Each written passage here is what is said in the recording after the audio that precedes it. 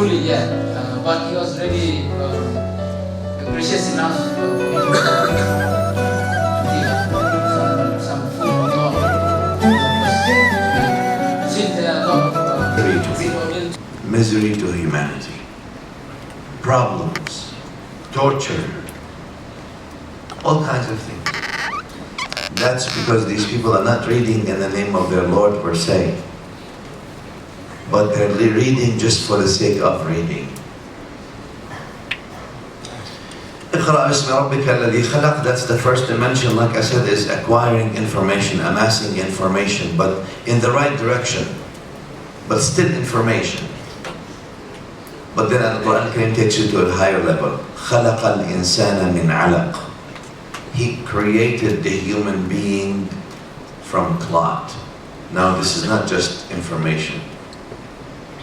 This is contemplation. To make you think and reflect that you're created. He gave you information, but this information is not just read. Here, خلق الإنسان من علق. He's telling you that you were created from clot, from small piece of thing, all right? So what does that mean? That means now you need to not just know, there's a contemplation aspect, there's reflection aspect of it. That you are from a clot. That you, as big as a human being you are, don't think that you are something that's different. You all came from alaq. And that which came small will always go back small.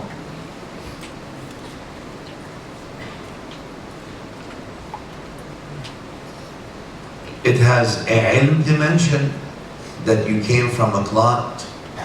It has a tarbiyah, or character building dimension, to give you humility and understanding. It has also a ubudiyah. Ubudiyah in the sense that, you know, you are a creation that Allah Ta'ala created. And if He made you great, He made you great from nothing. There's an aspect, خَلَقَ الْإِنسَانَ مِنْ عَلَقٍ. He's the creator of the insan. Don't think that just al-insan min alaq. Allah did not say اقرأ باسم ربك الذي خلق الإنسان من علق. لا. خلق الإنسان من علق. To remind you that you're not alone. Before there's insan, there's khalaq. Before there's insan, there is Allah subhanahu wa ta'ala, who is the creator of insan. Again, this is to direct your trip, to direct your direction. When, don't you say in the beginning of the salat, وَجَّهْتُ وَجْهِي? What does وَجَّهْتُ وَجْهِي mean? I'm directing my face, I'm directing my heart.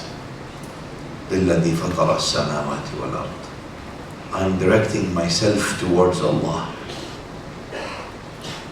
in the meaning that's suitable to Him subhanahu wa ta'ala. So the second dimension here of ilm is the dimension of contemplation, of the context. First He gave you the content, اقرأ باسم ربك الذي خلق. Content, everything is like His creation. Then Allah tells you خلق الإنسان من علق, to give you the context.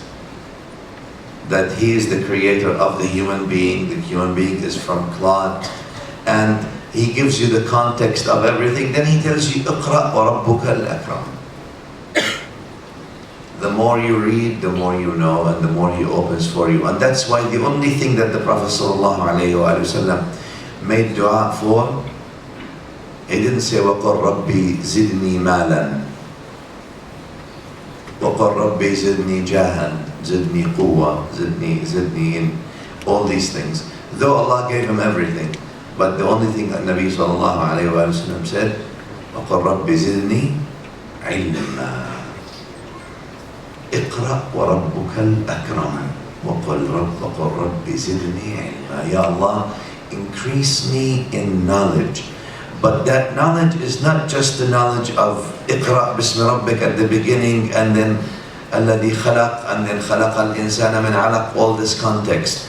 Now you're talking about not ilm in the sense of information, but you're talking about ilm in the sense of ma'rifah. or realization. These kinds of things are things that when we look at our Salaf radiallahu anhum and the people, the pious predecessors and the people who came before us, we realize how ilm was important to them in the sense that it changed them. Why? Because ilm in the meaning of information is not the objective. Practices. What do you get from ilm? Why are you learning? For example, people go to learn medicine or engineering or business. Why are you learning? Just for the sake of learning? If someone goes to study medicine, for example, or engineering, and he says, I'm just learning for learning, people say, you're crazy. Go do something else. Why? Well, go learn so you can do something with it. Not just so you learn. Just so you learn, I mean, you're wasting your time. Go do something beneficial. Ilman nafi'a. Go do some ilm nafi'. It seems that this ilm is not nafi' for you. Same thing here. When you acquire ilm just so you can acquire ilm, you have to acquire ilm because you want to practice that ilm.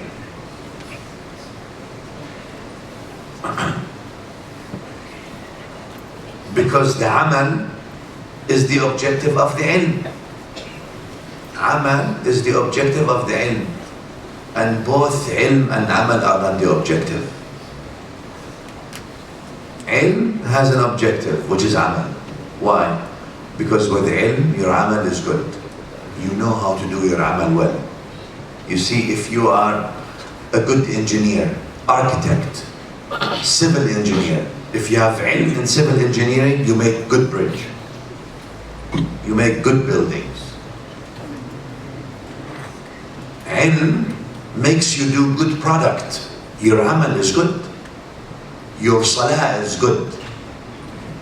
You have ilm of how to do it right, and what to say, when to say, how to say.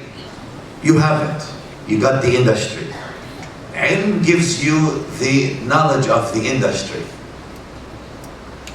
But so there's an objective for ilm, which is amal. The end product. What's your end product with the ilm?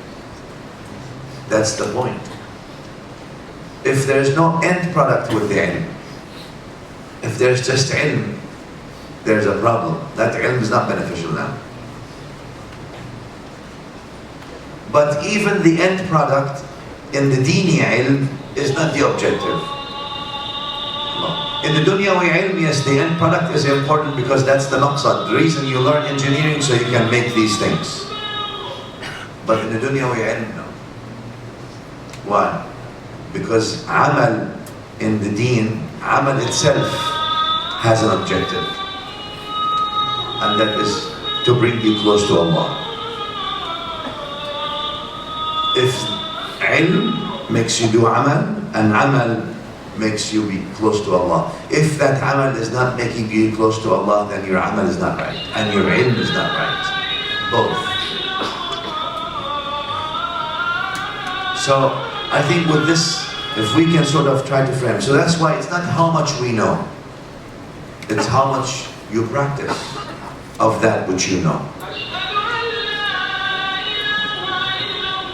And then out of that which you practice, how much does it bring you close to Allah? Subhanahu wa ta'ala. I think these things that I should leave you with, inshallah, sallallahu wa sallam wa baraka ala sayyidina Muhammad wa alihi walhamdulillahi rabbil alamin. Anyone at the back? 2. We do 3 first round. I can't see your hand.